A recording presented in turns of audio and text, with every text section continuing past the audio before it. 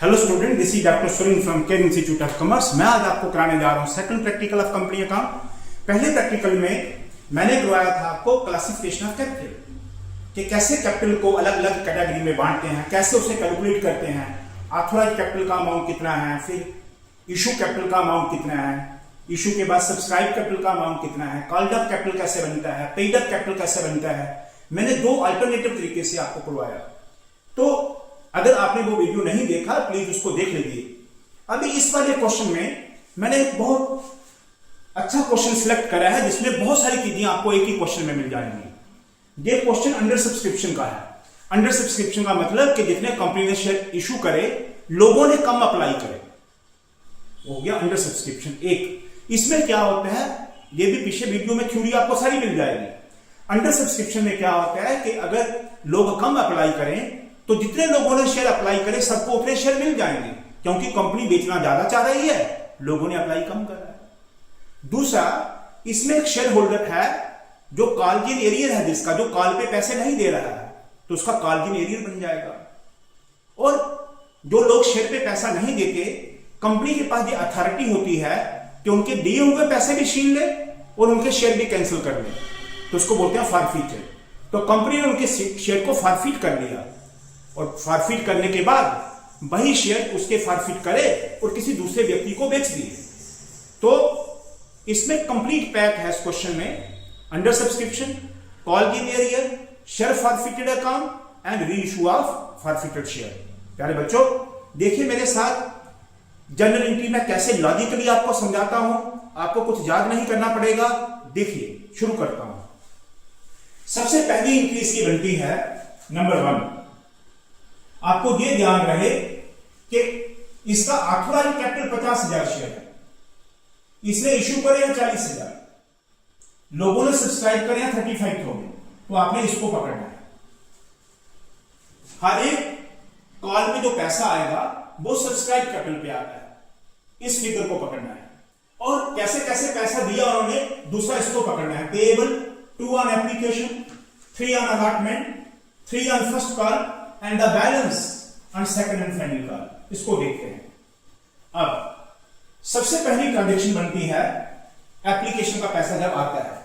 Application का पैसा जब लोग अप्लाई करते हैं तो एप्लीकेशन के साथ ही आ जाता है, तो कंपनी उसकी क्या एंट्री बनाती है, ऐसे when the application money is received. बताइए, कंपनी को एप्लीकेशन का पैसा आएगा 35,000 पे, कितने एप्लीकेशन का कितना है, 2 इंटू 2 70,000। इसका क्या एनालिसिस होगा, जब कंपनी को ये पैसा मिलेगा तो उसका बैंक बैलेंस बढ़ जाएगा। इसमें कैश की जगह बैंक वर्ड का इस्तेमाल करें, क्योंकि कंपनी का जो कैपिटल होता है वो बल्क में होता है, तो इसीलिए वो सीधा बैंक में जाता है। बैंक, तो कंपनी का बैंक का नेचर क्या होता है, असेट। रूल लगाइए, असेट बढ़ जाएगा बैंक के पास, बैंक का बैलेंस तो जाएगा। किसका पैसा आया है, इक्विटी शेयर की एप्लीकेशन का। ये कंपनी के लिए लायबिलिटी बढ़ जाएगा, तो क्रेडिट। ये कंपनी के लिए लायबिलिटी बना, क्योंकि बाद में ये ट्रांसफर होकर कैपिटल में चला जाएगा, तब ये इक्विटी शेयर की एप्लीकेशन का लायबिलिटी कम हो जाएगा और कैपिटल बढ़ जाएगा, तो कैपिटल बढ़े तो क्रेडिट। ये होगी पहली एंट्री, bank account DR to equity share application account. लिखिए इधर number 1, bank account DR, bank account LF के पास आके लिखिए DR 70,000 to equity share application account, to equity share application account 70,000। being application money received, being equity share application money received on 35,000 shares at the rate of ₹2। Second entry इसका बनती है number 2। हर एक call की 2 entry बनेगी। Second entry क्या है कि जो एप्लीकेशन का पैसा आया है अब ये ट्रांसफर हो जाएगा कैपिटल में। एप्लीकेशन के लोग जब पैसा कंपनी को देते हैं, फिर कंपनी उनको शेयर को अलॉट करती है। अंडर सब्सक्रिप्शन के केस में क्या है कि जितने लोगों ने अप्लाई करे सबको शेयर अलॉट हो गए। तो फिर अलॉटमेंट के बाद एप्लीकेशन जब लोगों को अलॉट हो जाते हैं शेयर, उसके बाद हर एक कॉल कंपनी पहले उनसे मांगती है, फिर वो देते हैं। पहले ड्यू करती है, फिर रिसीव करती है। लेकिन एप्लीकेशन का उल्टा होता है, पहले कॉल रिसीव होती है, बाद में कैपिटल में ट्रांसफर होती है। बाद वाली कॉल पहले ड्यू करेंगे, बाद में रिसीव करेंगे। अब उनको जितने शेयर अलॉट होने हैं हो गए हैं। जब उनको शेयर अलॉट हो गए, फिर कंपनी अलॉटमेंट पे पैसा मांगेगी तो ड्यू हो जाएगा, फिर उनसे मिलेगा तो रिसीव हो जाएगा, ऐसे। तो बताइए, अब इसको ट्रांसफर कर दीजिए कैपिटल में, क्योंकि जितने शेयर उन्होंने अप्लाई करें उतने ही उनको अलॉट हो गए। ये आ गया transfer of application money to equity share capital. Transfer का मतलब होता है जिसको ट्रांसफर करना है वो अपोजिट साइड में करा जाता है, यानी कि इक्विटी शेयर लायबिलिटी जो है, equity share capital, sorry equity share application, ये जो लायबिलिटी है आपके कम हो जाएगी तो डेबिट। किसी भी अकाउंट को ट्रांसफर करना हो तो क्रेडिट का डेबिट हो जाता है, डेबिट का क्रेडिट। तो अब आपकी लायबिलिटी कम हो गई और इसकी जगह पे क्या बन गया, equity share capital, equity share capital. और कैपिटल जब बढ़ जाए तो क्रेडिट, ये इसका लॉजिक हो गया। तो आ गया इसका transaction number 2, equity share application account DR to equity share capital account. This is 70,000। तो आप नरेशन में लिख देंगे being application money transfer to share capital account, being application money transfer to equity share capital. This is, अब इससे आगे हर एक call पहले ड्यू होगी फिर रिसीव होगी। दिस इज,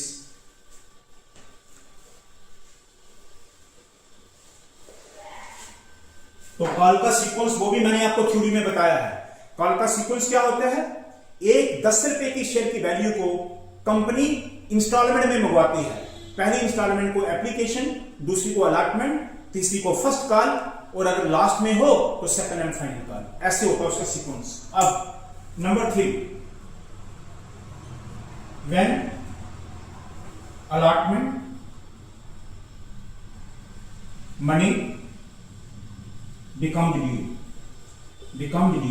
अब अलॉटमेंट ड्यू हो गई है, बताओ अलॉटमेंट का कितना पैसा आएगा, 35,000 पे अलॉटमेंट का कितना है 3, तो दिस इज 35,000 इंटू 3, 1,05,000। ड्यू का मतलब कंपनी ने शेयर होल्डर से लेना है, तो शेयर होल्डर कंपनी के लिए क्या बन जाएंगे, डेटर। तो इसलिए जो भी कॉल ड्यू होगी उसको डेबिट करेंगे। देखिए इक्विटी शेयर अलॉटमेंट, ये कंपनी ने किससे पैसा लेना, शेयर होल्डर से, वो कंपनी के क्या बन जाएंगे, डेटर। और डेटर क्या होता है, असेट, बढ़े तो डेबिट। जब भी आप किसी कॉल को ड्यू करोगे वो हमारे लिए डेटर बनेगी, और डेटर असेट होता है, बढ़े तो डेबिट। हर एक कॉल ड्यू के टाइम पे क्या करनी है, डेबिट, और कैपिटल बन जाएगा सीधा।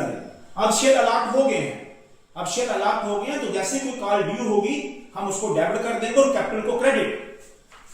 इक्विटी शेयर कैपिटल बढ़ गया तो क्रेडिट। एप्लीकेशन में उल्टा होता है, एप्लीकेशन में पहला पैसा आया, फिर कंपनी ने शेयर अलॉट करे, उसके बाद वो कैपिटल में ट्रांसफर होगा। अब शेयर अलॉट हो चुके हैं तो हर एक कॉल पहले ड्यू होगी, उससे डेबिट बढ़ेगा तो डेबिट, और कैपिटल बढ़ेगा तो credit.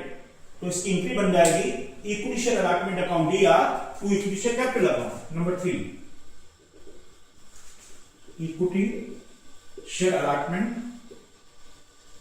Account DR to equity share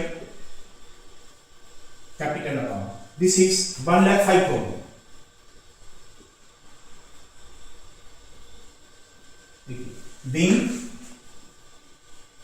being allotment becomes due। अब आपकी अलॉटमेंट ड्यू हो गई। नंबर 4, अब पहले हमने ड्यू करा, उनसे पैसा मांगा, अब वो पैसा देंगे। जब वो पैसा देंगे इसका, तो बताइए जब पैसा देंगे, यहां लिख दीजिए, when the allotment money is received, when the allotment money is received, बताओ रिसीव का मतलब उनका बैंक बैलेंस बढ़ेगा कंपनी का, तो कंपनी को जब पैसा मिलेगा तो बैंक असेट बढ़ेगा तो डेबिट। और किससे पैसा आ रहा है? इन डेटर से। ये जो इक्विटी शेयर अलॉटमेंट किसको रिप्रेजेंट करता है? डेटर को, शेयर होल्डर को। अब जब हमने ड्यू करा तो इक्विटी शेयर अलॉटमेंट को डेबिट करा, अब उनसे पैसा आ गया तो डेटर क्या हो जाएगा? कम। तो इक्विटी शेयर अलॉटमेंट जिसका नेचर असेट होता है, अब ये कम हो गया तो क्रेडिट। जब भी हम कोई कॉल ड्यू करेंगे तो हमारा असेट डेटर क्या होता है? असेट बढ़ेगा तो डेबिट, और जब कॉल रिसीव हो जाएगी तो वही वाली कॉल को क्रेडिट कर देंगे क्योंकि उससे असेट कम हो जाएगा। This is number 4। बताइए bank account DR, bank account DR to equity share allotment account. This is 1,05,000. 1,05,000. 1,05,000. Being allotment money received. Allotment money received. प्यारे बच्चों ध्यान रखें, हर एक कॉल जब ड्यू रिसीव से कट जाएगी तो देखो ये आपको एप्लीकेशन का जो मनी था ये लायबिलिटी था, ये क्रेडिट है। बाद में हमने जब कैपिटल में ट्रांसफर कर दिया, इसको डेबिट कर दिया, तो ये क्रेडिट इस डेबिट से कट जाएगा। पीछे कंक्लूडिंग एंट्री क्या बचती है? हमने शेयर बेचे, बैंक का बैलेंस बढ़ा और कैपिटल बढ़ गया, ये बच जाता है bank account DR to capital. इसमें भी ऐसे देखिए, पहले आपने इक्विटी शेयर अलॉटमेंट को डेबिट करा, अब इक्विटी शेयर अलॉटमेंट को क्रेडिट करा, ड्यू करा फिर रिसीव करा, ड्यू रिसीव से कट गया, पीछे क्या बचेगा? बैंक का बैलेंस देख लीजिए आप, इक्विटी शेयर कैपिटल बच गया और बैंक का बैलेंस बच गया। ये दो एंट्रियां बचेंगी। अगर ऐसे ही आपकी एंट्री आपस में डेबिट क्रेडिट से कटती जाएगी तो आपका क्वेश्चन सही जा रहा है, अगर नहीं कट रही है तो कोई गलती हो रही है। आगे बस अब आगे का इसी बेसिस पे करना है, मैं डायरेक्टली कर दूंगा क्योंकि अब समझाने वाली एंट्री होगी कि ड्यू, जिस कॉल को ड्यू करेंगे उसको डेबिट और कैपिटल को क्रेडिट। जब वो रिसीव हो जाएगी कॉल तो बैंक को डेबिट और ड्यू वाली कॉल को क्रेडिट। अब कौन सी कॉल है? First call.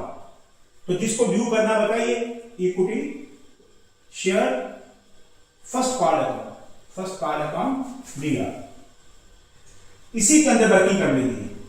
35,000 शेयर है, जैसे मैं कर रहा हूं ऐसे ही करना है अकाउंट के साथ। 35,000 इंटू देखो फर्स्ट कॉल का कितना है? 3 रुपए इंटू 3। आगे लिखना है डॉट DR, दिस इज 1,05,000। जब किसी कॉल को ड्यू करोगे इसका लागी क्या है? ये आपका असेट बढ़ा तो डेबिट, और क्या बन जाएगा? जिस कॉल को ड्यू करोगे, फर्स्ट कॉल ड्यू करी तो आपका असेट बढ़ गया तो डेबिट और कैपिटल बन गया, इक्विटी शेयर कैपिटल बढ़ा तो credit to equity share capital account, ऐसे to equity share capital account 1,05,000। देखिए being equity share first call become due, first call due होगी। अब ड्यू के बाद क्या होगी? रिसीव।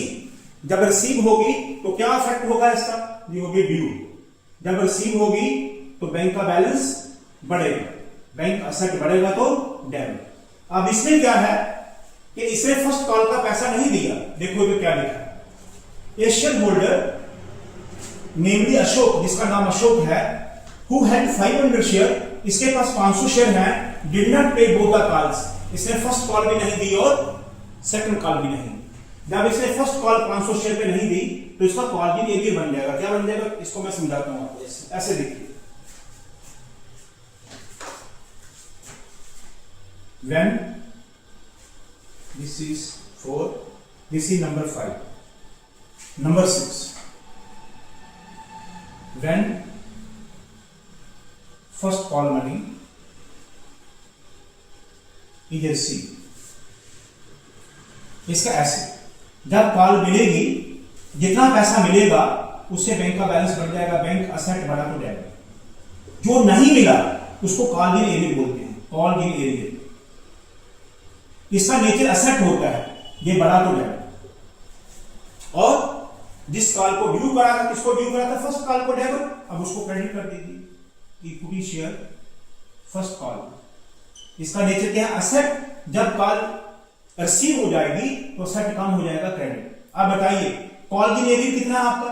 500 शेयर पे उसने कितने पैसे नहीं दिए? फर्स्ट कॉल के। फर्स्ट कॉल के कितने हैं? 3, तो उसने 1500 रुपए नहीं दिए, तो ये डेबिट आएगा 1500। अब जितना ड्यू करा था आपने 1,05,000 ड्यू करा था, 1,05,000 में 1500 नहीं आए हैं, तो आए कितने? इधर वर्किंग कर दीजिए, 1,05,000 माइनस 1500, तो आपको आ गए हैं 1,03,500। ये जो मिल गए इससे बैंक का बैलेंस बढ़ गया, जो नहीं मिला वो कॉल गिन एरियर हो गया।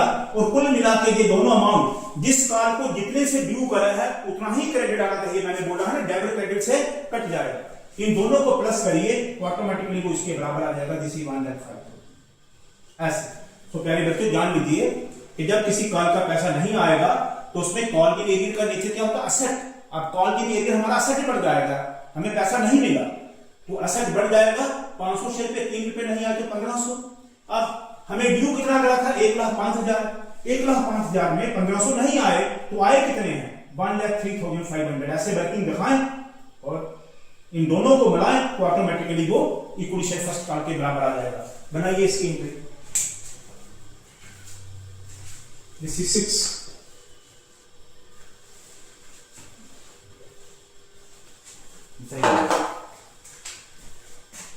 Six entry, bank account DR. Bank account ऐसे ब्रैकेट में लिख लीजिए, ड्यू है 1,05,000 और कॉल गिन एरियर है 1500। ये वर्किंग आपका। ऐसे इसके आगे लिखना है डीआर, दिस इज 1,03,500।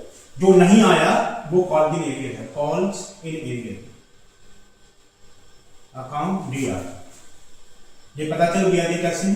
500 शेयर पे 3 रुपए नहीं आए, यही 1500 में जहां से माइनस करेंगे, अकाउंट डीआर 1500। अब जिस कॉल को ड्यू करा था उसको पूरी को कैंसिल कर दो, to equity share first call 1,05,000। आपने हर एक कॉल में देखना है जितना आपने डेबिट करा उतना ही क्रेडिट की कॉल उससे कट जाएगी। सिर्फ बचता है ये, अब बैंक अकाउंट बच जाएगा, कॉल गिन एरियर बच जाएगा और कैपिटल बच जाएगा। इसका मतलब 35,000 शेयर में से 500 शेयर पे पैसा नहीं आया तो कितना आया है? 34,500 पे। तो being first call received on, ऐसे कर लेना है, रिसीव्ड ऑन 34,500 शेयर्स। ब्रैकेट में दिखा देना ऐसे, 35,000 तो पूरे थे, उसमें से 500 शेयर पे पैसे नहीं आए तो आए 34,500।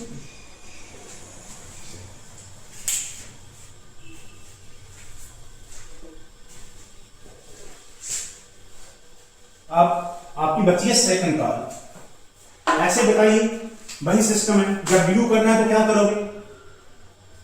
जिस कॉल को ड्यू करना है क्या करना है? डेबिट। तो क्या लिखना है? Equity share second and final. आखिरी कॉल को एंड फाइनल लगाना है, second and final call account. कितना डेबिट करोगे? 35,000 इंटू फाइनल कॉल का कितना पैसा है? देखिए टोटल शेयर की वैल्यू 10 रुपए, ये लिखा 50,000 equity share of 10 payable to on application. Application पे दो, 3 रुपए अलॉटमेंट के और 3 रुपए फर्स्ट कॉल के। उसे कहा and the balance on second and final call. अब इस 10 रुपए में से माइनस कर दीजिए 8 रुपए, आएगा 2। जो उसने नहीं कहा हमें पता चल गया सेकंड कॉल के 2 रुपए हैं, तो लिखिए into 2 DR this is 70,000,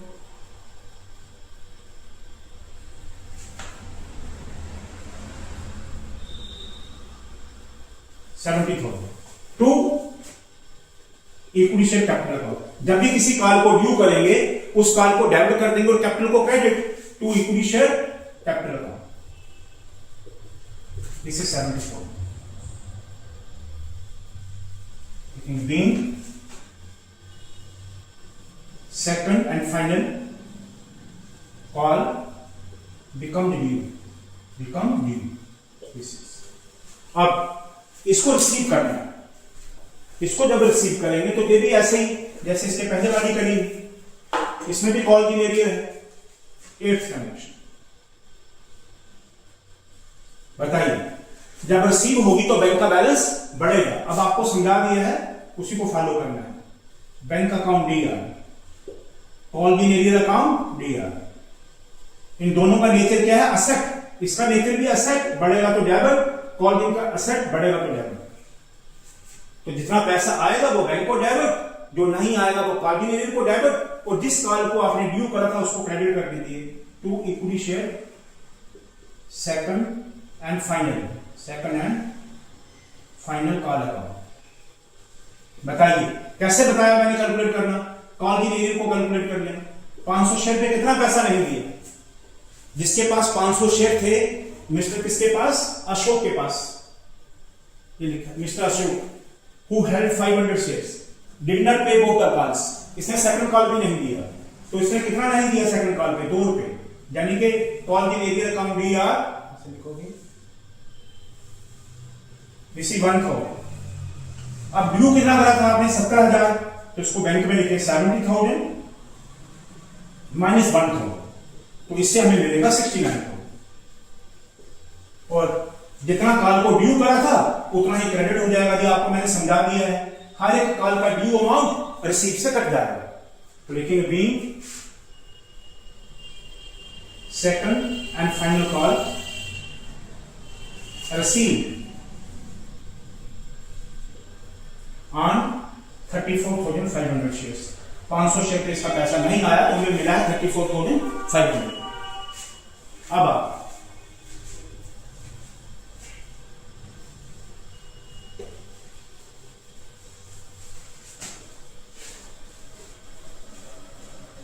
this is 8th connection. अब जहां तक आपका हो गया कि इन्होंने पैसा नहीं दिया, अब आगे है हिज शेयर्स वर फॉरफिटेड। ये 500 शेयर जो अशोक के हैं, अशोक के पास कितने शेयर हैं? 500। ये कंपनी ने फॉरफिट कर दिया। फॉरफिट करने का मतलब होता है इसके शेयर कंपनी ने कैंसिल कर दिए। जब कंपनी इसके शेयर कैंसिल करेगी तो क्या एंट्री बनेंगे?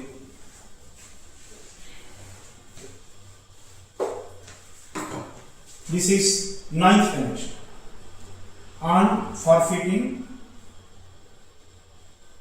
of 500 shares of Ashok. जब शेयर फॉरफिट हो जाएंगे तो आप देखो हर एक कॉल पे हमारा कैपिटल बढ़ रहा है। अब जब इसके शेयर फॉरफिट कंपनी कर लेगी, इसके शेयर कैंसिल कर देगी, तो कैपिटल भी कैंसिल हो जाएगा। तो कैपिटल जब बन रहा था आप क्रेडिट कर रहे थे, आप कैपिटल को कैंसिल करोगे तो क्या हो जाएगा? डेबिट। वैसे इक्विटी शेयर कैपिटल, इसके पास कितने शेयर है? 500। 500 शेयर जहां तक उसने कॉल कर लिया कंपनी ने, इसको बोलते हैं कॉल्ड अप वैल्यू।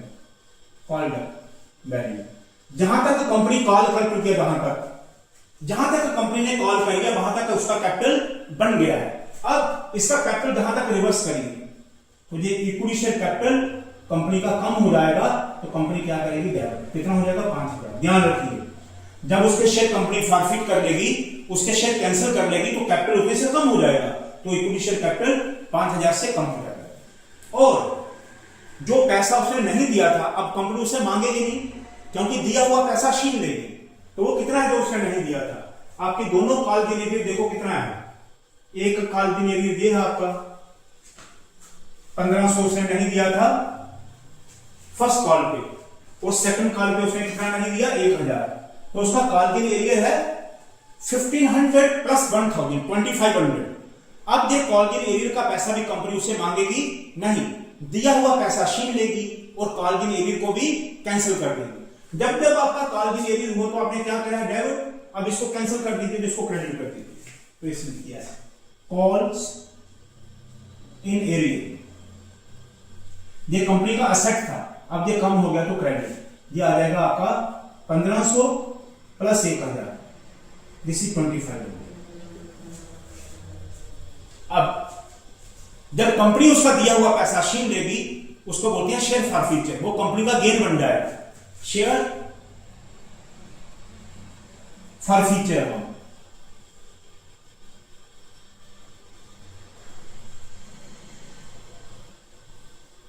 ये देखो, इसको आपको कैलकुलेट करने की जरूरत नहीं, ये इनके के बीच में से निकल आएगा, ऐसे करिए आप 9, आपको गलती नहीं लगेगी इससे। बताइए कितना कैपिटल रिवर्स करना है, 5000 लिखिए, इक्विटी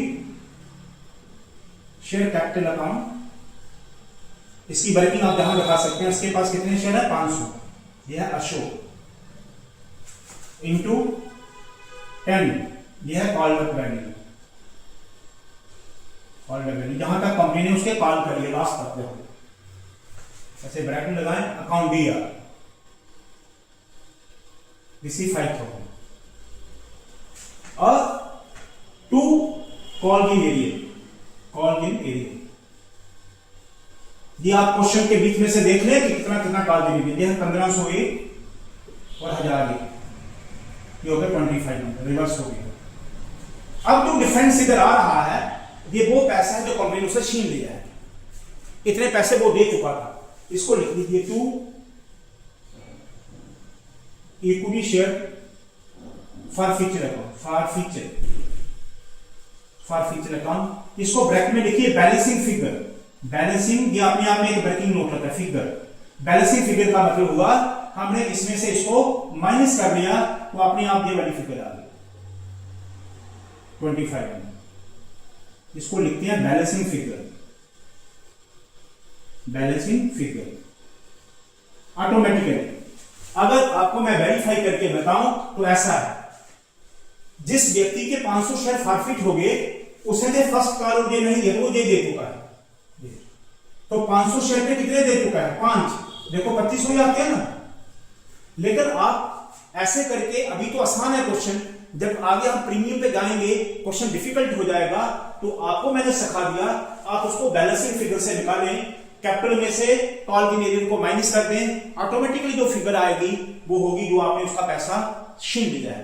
तो कितना छीन लिया है, वो 5 रुपए दे चुका था, 500 शेयर पे 5 यानी कि 2500 रुपया आपने छीन लिया, वो कंपनी का जो फॉरफीचर, इसका नीचे क्या होता है शेयर फॉरफीचर, ये गेन है, गेन बढ़े तो क्रेडिट, ये 2500 हो गया, जो कंपनी ने उसका दिया हुआ पैसा, ऑलरेडी जो दिया हुआ पैसा वो छीन लिया, वो कंपनी का गेन हो गया, वो उसने क्रेडिट कर दिया किसको, शेयर फॉरफीचर को। अब अगली, अब जही फॉरफीट करे हुए शेयर कंपनी फिर से रीइश्यू कर देगी, जब फिर से रीइश्यू कर देगी तो उसके पास और पैसा आ जाएगा कंपनी के पास।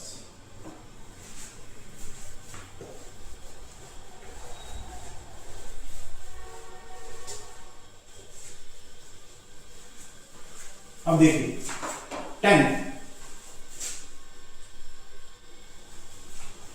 देखिए नरेशन बीइंग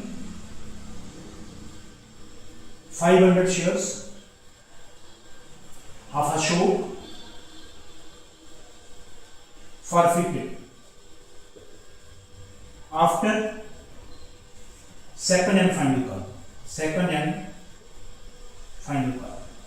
और फाइनल कॉल के बाद कंपनी उसके फॉरफिट कर ली। अब यही वाले फॉरफिट वाले शेयर कंपनी फिर से बेच देगी, जब बेचेगी तो बताओ इसके ट्रांजेक्शन जहां से देखो,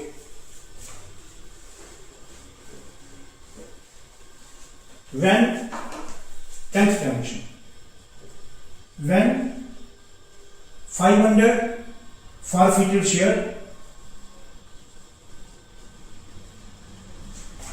were reissued, बताइए जब कंपनी को फिर से बेचेगी तो कंपनी ने इसको कितने में बेचा, देखिए his shares were forfeited and subsequently बाद में रीइशू टू सुरेश, ये कंपनी ने अशोक से छीने और सुरेश को बेच दिए। कितने का बेचा है? 8 रुपीज का, एज फुली पेड। उसका फुल पेड वैल्यू कितना है? ये 10 रुपए। 10 रुपए का जो शेयर था जिसकी फुल पेड वैल्यू कितनी है? ये फुल पेड वैल्यू उसकी 10 है। कंपनी ने कितने में बेचा? 8 में। कंपनी को लॉस कितना हो गया? 2 रुपए। आपको मैंने थ्योरी में कल इसके पहले वाले वीडियो में सब समझाया है। जब कंपनी फॉरफिट करा हुआ शेयर रीइशू करेगी, उसके 3 पॉसिबिलिटी हैं। एक ये कि वो 10 का शेयर 10 में ही बेचती, उसका शेयर 10 रुपए का था, वो 10 में ही बेचती। एक ये कि वो डिस्काउंट पे बेचे, वो 10 का 8 में बेचे तो लॉस हो गया, 2 रुपए का क्या हो गया? लॉस। एक ये कि वो 10 रुपए का शेयर अगर 12 में बेच दे तो प्रीमियम हो गया, सिक्योरिटी प्रीमियम बोलते हैं उसको, ये बताया हुआ है। लेकिन मोस्टली आपको लॉस ही आता है। तो उसने 10 रुपए का शेयर 8 रुपए में बेचा। जब वो 8 रुपए का बेचेगा तो कितना पैसा कंपनी को और मिल गया? उसका बैंक बैलेंस बढ़ेगा, बैंक कंपनी का असेट बढ़ जाएगा, डेबिट। कितने शेयर बेचे हैं उसने? 500। कितने का एक शेयर है? 8 रुपए का, तो कंपनी को 4000 रुपया मिल जाएगा ये। लेकिन कंपनी का फिर से कैपिटल बनेगा, क्योंकि जब कंपनी ने शेयर फॉरफिट करे तो कंपनी ने कैपिटल को रिवर्स कर दिया। अब जो 2 इफेक्ट क्या बनेंगे? जितना पैसा मिला उससे बैंक का बैलेंस बढ़ गया, और जितना उसका फुल वैल्यू है उससे फिर से कैपिटल बना, तो ये आएगा इक्विटी शेयर कैपिटल। जब कंपनी शेयर बेचेगी तो फिर से कैपिटल बढ़ जाएगा, कैपिटल बढ़ा तो क्रेडिट। कितना कैपिटल बनेगा? उसके 500 शेयर हैं और इसको मल्टीपल करो, उसको 10 फेस वैल्यू, ये है फुल पेड वैल्यू, यह है फेस वैल्यू फुली पेड, यानी कि पूरी फेस वैल्यू उसकी कितनी है? 10। तो फिर से उसका कैपिटल बन जाएगा 10 रुपए से। फुल पेड वैल्यू उसका कितना है? 10, तो कैपिटल उसका 10 से बन जाएगा। 500 इंटू 10 ये आएगा 5000। ऑटोमेटिकली जो 2 रुपए पर शेयर का लॉस है, तो 500 शेयर पे कितना लॉस बनेगा? 1000। तो वो जो लॉस आ जाएगा, जो गेन हुआ वो फॉरफिचर को क्रेडिट करा, जो लॉस होगा वो फॉरफिचर को डेबिट करो। इसके बीच का डिफरेंस क्या है? लॉस।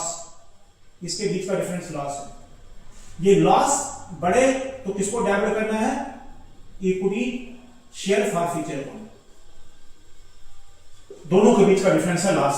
ये आ गया इक्विटी शेयर फॉरफिचर अकाउंट, ये आ गया 5000 माइनस 4, ये लॉस।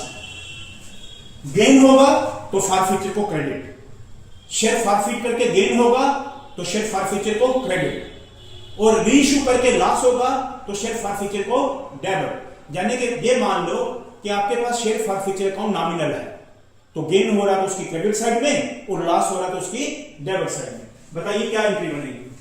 बैंक अकाउंट डी है, बैंक अकाउंट ऐसे 500 शेयर आपने बेचे 8 रुपए में, तो आपके पास पैसा आया है 4000, और लॉस हो गया पर शेयर का 2 रुपए, तो लिखे इक्विटी शेयर। मैं ऐसे भी इधर भी समझा रहा हूं आपको, बल्कि मैं भी समझा रहा हूं।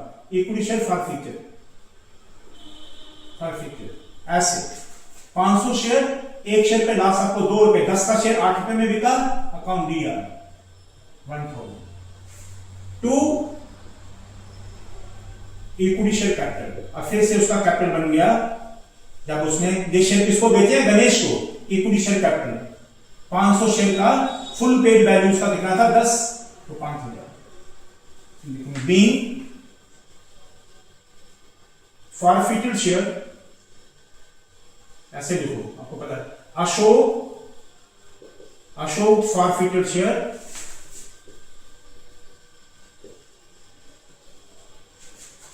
now reissue to Suresh at ₹8 per share and fully paid, यानी कि जिसका फुल पेड वैल्यू 10 का था उसने 8 पे बेच दिया, तो 2 रुपए का लॉस फॉरफिचर को डेबिट हो। अब लॉस कनेक्शन,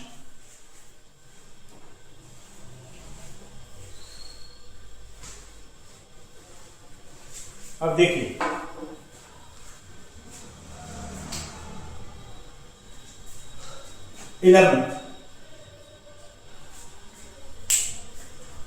अब आप देखिए, आपने एक अमाउंट इक्विटी शेयर फॉरफिचर को क्रेडिट करा जो गेन था।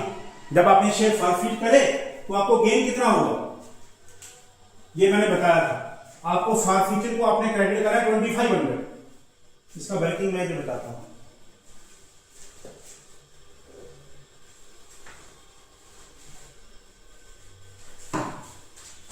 नेट गेन लास्ट एंट्री है, this is 11 transaction.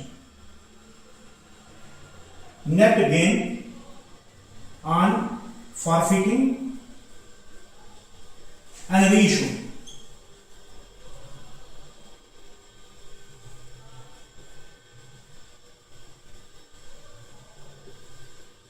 Of 500 shares transfer to capital gain.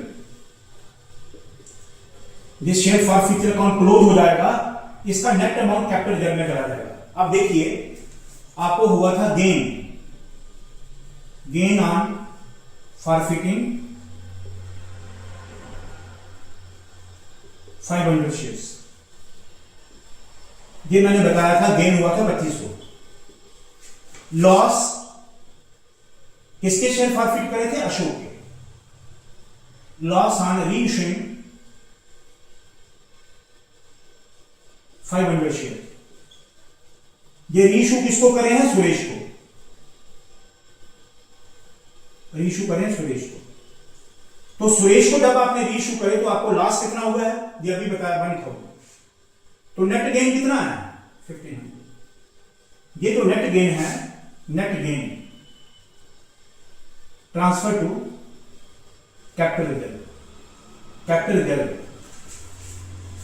तो आपका रिजर्व बढ़ जाएगा और शेयर फॉरफीचर कम हो जाएगा। तो बताइए आपके पास ये अमाउंट क्रेडिट है, ये क्या है, डेबिट। जो गेन हुआ आपको, आपने फॉरफीचर को क्रेडिट करा, जो लॉस हुआ वो शेयर फॉरफीचर को डेबिट, तो नेट बैलेंस क्या आ गया है, नेट बैलेंस आ गया क्रेडिट।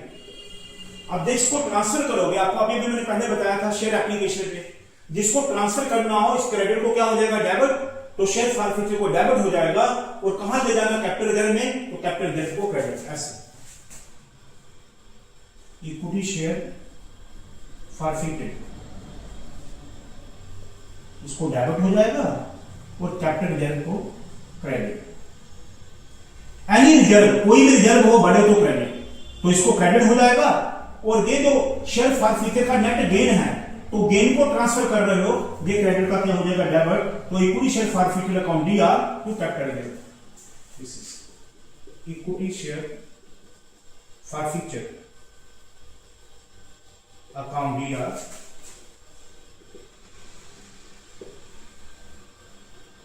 यह 2500 माइनस 1000, ये इसका वर्किंग है।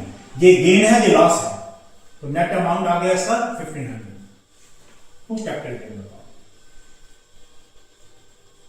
Reserve account 1500। देखिए being net gain on forfeit, being net gain on forfeiting and reissuing 500 shares transfer to capital gain। ये रहा प्यारे बच्चों, आशा करता हूं आपको समझाया होगा, पूरा प्रयास करा मैंने आपको एक एक चीज समझाने का, कुछ याद कराने का नहीं, हर एक एंट्री का लॉजिक के साथ बताया। आप इसके पूरे को सीक्वेंस में पीछे से देखते आए, आपको बड़ा मजा आएगा। और ये मैं गारंटी से कहता हूं आपको याद कुछ नहीं करवाऊंगा, किसी भी टॉपिक का कोई भी मेरा क्वेश्चन देख लीजिए, आपको लॉजिक बताऊंगा, याद नहीं करवाऊंगा। देखते रहिए, चैनल को सब्सक्राइब करिए, लाइक करिए, फॉलो करिए, कमेंट बॉक्स में अपना लिखिए, आपकी इच्छा पे डिपेंड करता है।